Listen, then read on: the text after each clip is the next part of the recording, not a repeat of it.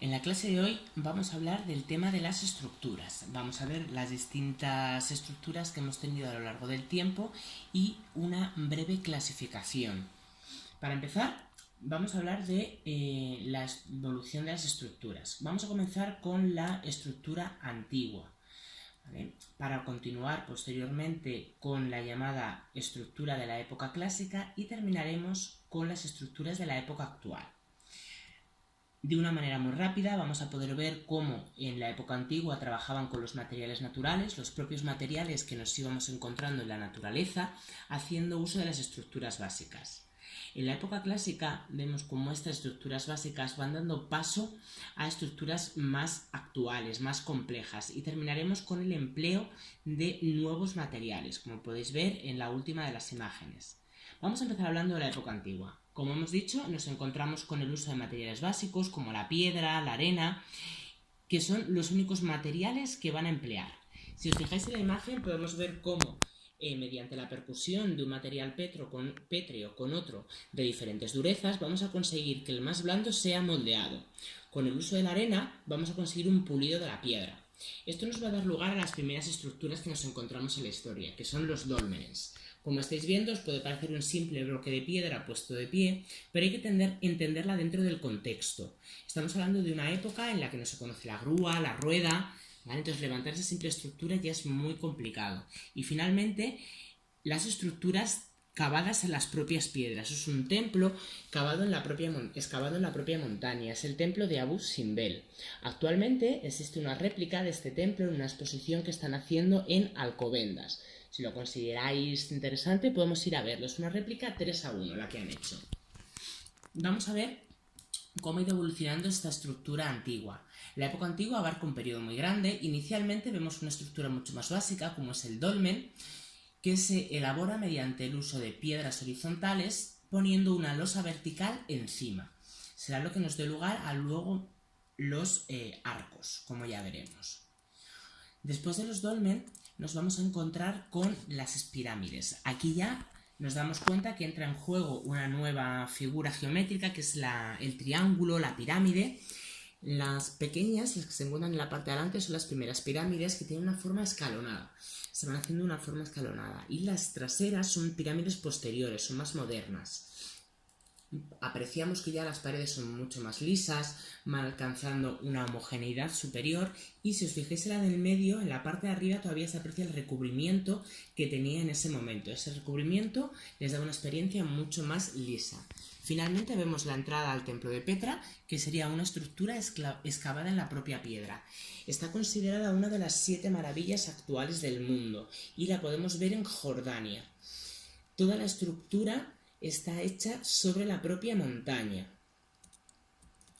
Ahora vamos a continuar con la época clásica, ¿vale? Este siguiente periodo vamos a notar una evolución de estas estructuras.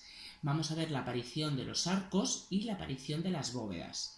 Para los arcos nos vamos a apoyar en lo que hemos hablado antes, ¿vale? En esa estructura dolménica que se formaba por 2 piedras horizontales y una vertical. Pero les vamos a ir dando estructura, les vamos a ir poniendo, como se diría de forma coloquial, bonita. Si os fijáis en el primer arco, ¿vale? Es muy parecido al dolmen, simplemente se han ido puliendo las formas, se le ha dado una estructura. Esa losa horizontal se fue levantando, se fue arqueando para terminar convirtiéndola en una forma apuntada. Posteriormente, esto dio lugar a las bóvedas. Ellos fueron pensando que si colocaban distintos arcos a continuación de uno de otro, darían lugar a un pasillo abovedado. Y fueron dándole distancia a un arco entre un arco y otro y recubriendo esa distancia, ¿vale? Que es la llamada bóveda de cañón.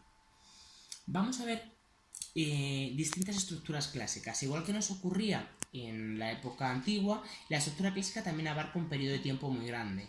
En la parte más inicial nos encontraríamos una época románica, donde ya vemos cómo aparecen este tipo de estructuras, nos damos cuenta ya del uso de la bóveda, del arco, de cómo vamos combinando unos elementos y otros, pero si nos fijamos en la imagen no hay una gran cantidad de ventanas, ¿vale? todavía vemos una fase muy inicial.